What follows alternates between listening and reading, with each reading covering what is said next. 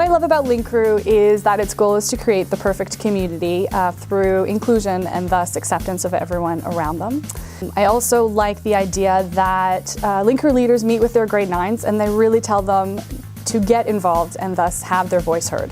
Nelson is a bit different in the way that we have a tremendous amount of school pride that teachers will tell you is unparalleled by any that they've ever met before. And so because of this, and truly my goal here as a teacher is to foster that pride and to make it even bigger.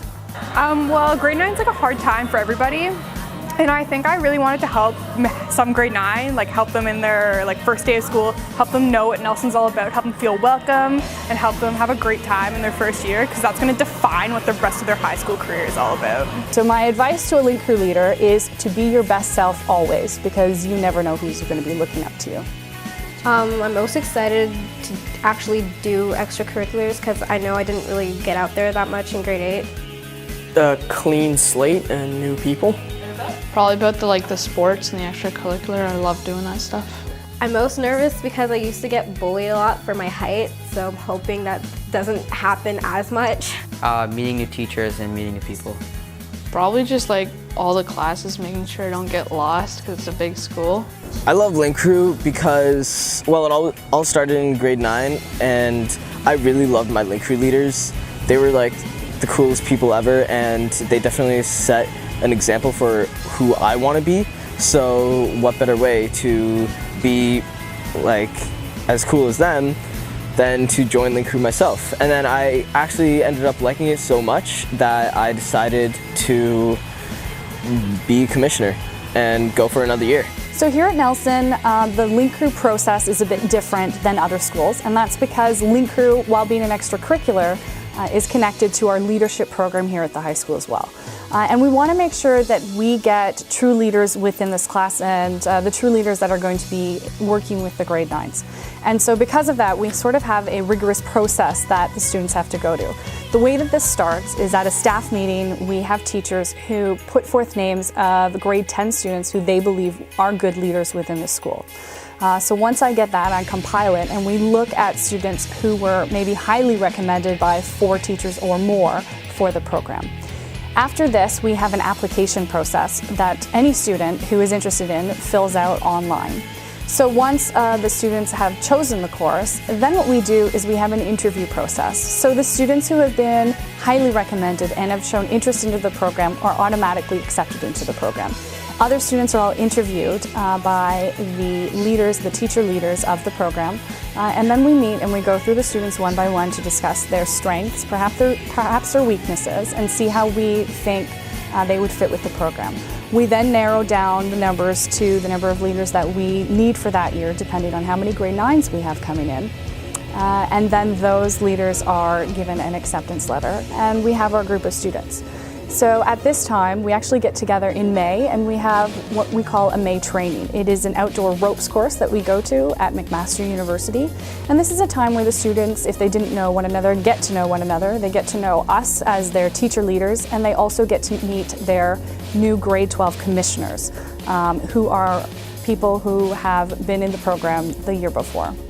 In August, in the last week of school, we get together for 2 days, and they are full training days to be teaching the grade 11s, the new grade 11 leaders, what to do with the grade 9s on orientation day. So on orientation day, they actually spend probably about 2 hours in a classroom with their small group, leading them through activities and helping them through the process sort of the first day and thus in high school. So in the August training as well, we teach them what it means to be a leader, not just on that first orientation day, but all year round.